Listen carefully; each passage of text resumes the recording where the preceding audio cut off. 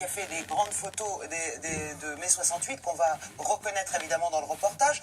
Et cette exposition qui est au Palais de Chaillot en ce moment nous retrace l'histoire de cette agence formidable qui a quasiment, on va dire, créé l'idée même, les lettres de noblesse du photojournalisme. On a des grandes photographies, on a l'histoire des photographes et on a le directeur de Gamma aujourd'hui qui est responsable des archives Gamma puisque l'agence a déposé le bilan en 2009. Donc évidemment on n'a pas assez... Qui gère le fond, absolument, qui était aussi un des grands noms. Il lui-même était photoreporter, un grand photoreporter. Et donc, si vous voulez, aujourd'hui, on ne fait plus assez appel. La presse magazine n'achète plus assez de photos. Donc, il y a de plus en plus d'agences, en tout cas, qui ferment les portes. Mais on a 25 millions dans ce fonds d'archives. Il y a 25 millions de photos Gamma. Il y en a 5000 qui sont répertoriées dans un livre qu'on va vous présenter. Donc, Exposition plus livre. Le directeur de Gamma nous raconte tout ça. Regarde.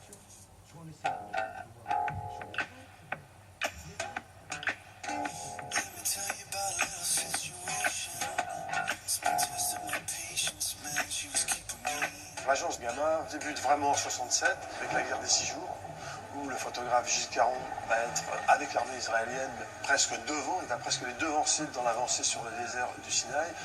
Ça va être le premier grand reportage qui va donner la renommée à l'agence. Nous sommes le 30 mai 68, le général de Gaulle a disparu depuis 48 heures, tout le monde le cherche, et un des photographes de l'agence, Henri Bureau, sur sa moto, à hauteur d'Issy-les-Moulineaux, sur l'héliport, il reconnaît une déesse noire qui lui est familière, il s'approche et il voit le chauffeur de Gaulle qui visiblement attend le retour du général. Donc il s'est mis en planque et très très vite les hélicoptères sont arrivés avec le général qui sort. C'est l'instinct du chasseur. Au début, les gens n'étaient pas connus. Ce sont maintenant de grands noms. Il y avait Depardon, Caron, puis Salgado est même passé par l'agence pendant plusieurs années. Je crois que tous les grands événements depuis 67 ont été couverts. Toutes les grandes guerres, toutes les émeutes, toutes les révolutions. C'est Kaboul, après plusieurs années de guerre civile, un fantôme parmi les ruines, dans la tristesse et l'horreur. Ça pourrait être Alep, c'est hélas toujours la même chose. Les années 70-90, c'était vraiment l'agence leader dans le monde pour l'actualité. L'agence a été la meilleure parce que tous les bons photographes de tous les pays du monde travaillaient avec nous.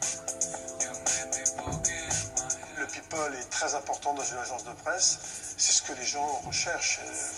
Et donc on est bien sûr en permanence sur la vie des personnalités.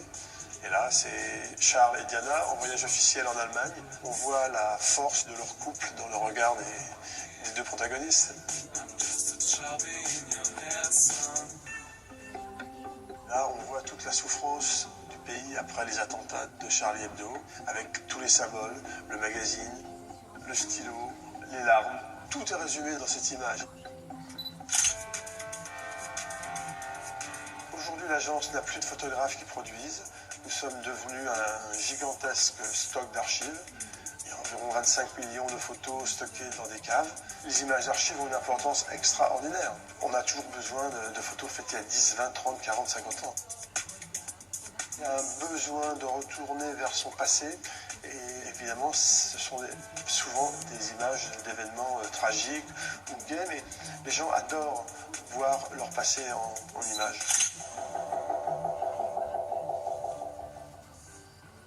Alors, les gens pensent que le photojournalisme, on a l'habitude de voir que des guerres, des révolutions. C'est pas que ça, évidemment. C'est aussi énormément de photos de sport, des photos de stars. People aussi, ça compte.